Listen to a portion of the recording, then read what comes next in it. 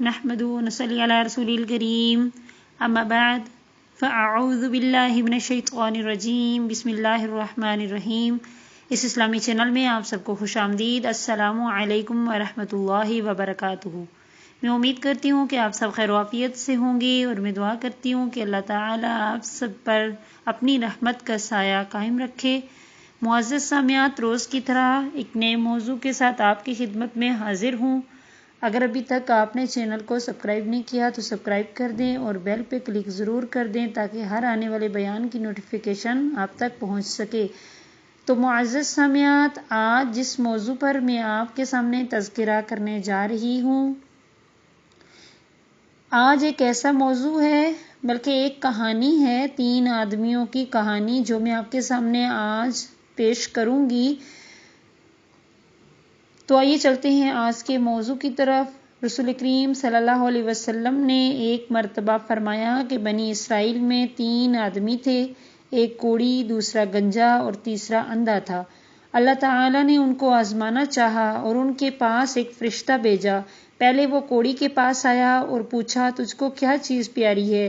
اس نے کہا، مجھے اچھی رنگت اور خوبصورت کھال مل جائے اور یہ بلا مجھ سے جاتی رہے جس سے لوگ مجھ کو اپنے پاس بیٹھنے نہیں دیتے اور گن کرتے ہیں۔ اس فرشتے نے اپنا ہاتھ اس کے بدن پر پھیر دیا، اسی وقت وہ بالکل ٹھیک ٹھاک ہو گیا اور اچھی جلد اور خوبصورت رنگت نکل آئی۔ پھر پوچھا، تجھ کو کون سے مال سے محبت ہے اور کون سا مال جو ہے اس سے تجھے رغبت ہے؟ اس نے کہا، اونٹ سے۔ پس ایک گابن اونٹنی بھی اس کو دے دی اور کہا، اللہ تعالیٰ اس میں برکت دے۔ پھر گنجے کے پاس آیا اور پوچھا، تجھ کو کون سی چیز پیاری ہے؟ کہا، میرے بال اچھے نکل آئیں اور یہ بلا مجھ سے جاتی رہے کہ لوگ جس کی وجہ سے مجھ سے گن کرتے ہیں۔ فرشتے نے اپنا ہاتھ اس کے سر پر پھیر دیا، فوراً وہ بالکل ٹھیک ٹھاک ہو گیا اور اچھے بال نکل آئے۔ پھر پوچھا، تجھ کو کون سا مال پسند ہے؟ اس نے کہا، گائے مجھے پسند ہے۔ اس کو ایک گابن گائے دے دی اور کہا کہ اللہ تعالیٰ اس میں برکت بخشے۔ پھر اندھے کے پاس آیا اور پوچھا، تجھ کو کیا چیز چاہیے؟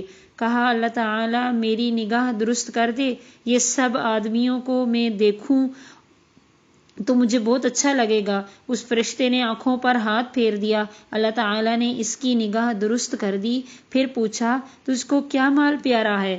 کہا کہ مجھے بکری پیاری ہے۔ اس کو ایک گابن بکری دے دی۔ تینوں کے جانوروں نے بچے دیے۔ تھوڑے دنوں میں اس کے اونٹوں سے جنگل بھر گیا اور اس کی گایوں سے اور اس کی بکریوں سے۔ پھر وہ فرشتہ خدا کے حکم سے اسی پہلی صورت میں کوڑی کے پاس آیا اور کہا کہ میں ایک مسکین آدمی ہوں، میرے سفر کا سب سامان ختم ہو گیا ہے، آج میرے پہنچنے کا کوئی وسیلہ نہیں سوائے خدا کے اور پھر تیرا۔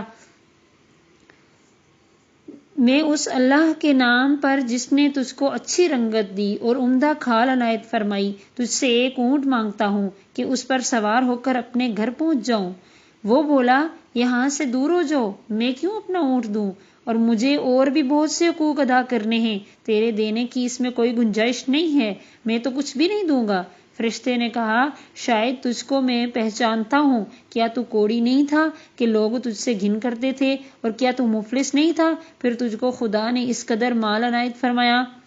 اس نے کہا، واہ کیا خوب، یہ مال تو میری کئی پشتوں سے باپ دادا کے وقت سے چلا آتا ہے۔ فرشتے نے کہا، اگر تو جھوٹا ہو تو خدا تجھ کو ویسا ہی کر دے جیسا پہلے تھا۔ پھر گنجے کے پاس اسی پہلی صورت میں آیا اور اسی طرح اس سے بھی سوال کیا، اس نے بھی ویسا ہی جواب دیا۔ فرشتے نے کہا، اگر تو جھوٹا ہو تو خدا تجھ کو ویسا ہی کر دے جیسے تو پہلے تھا۔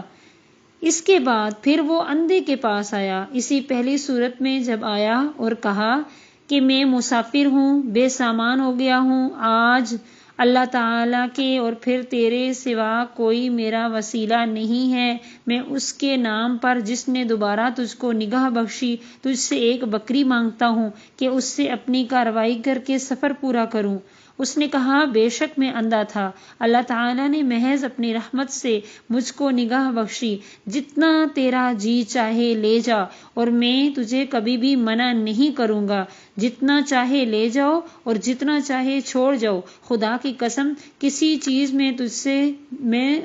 چیز سے بھی تمہیں منع نہیں کروں گا۔ تو فرشتے نے کہا کہ تو اپنا مال اپنے پاس رکھ، مجھ کو کچھ نہیں چاہیے، فقط تم تینوں کی آزمائش منظور تھی سو ہو چکی، اللہ تعالیٰ تجھ سے راضی ہوا اور ان دونوں سے ناراض ہوا۔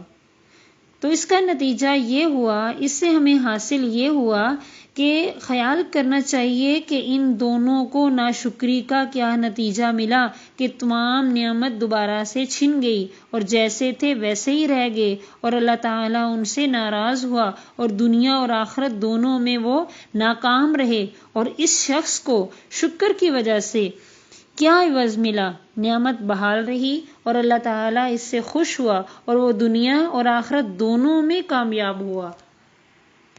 تو آخر میں میری یہی دعا ہے کہ اللہ تعالیٰ ہم سب کو بھی شکر ادا کرنے کی توفیق عطا فرمائے اور ہمیں بھی اسی طرح سے دوسرے مفلس لوگوں کا خیال کرنے کی توفیق عطا فرمائے۔ وآخر دعوانا ان الحمد للہ رب العالمین۔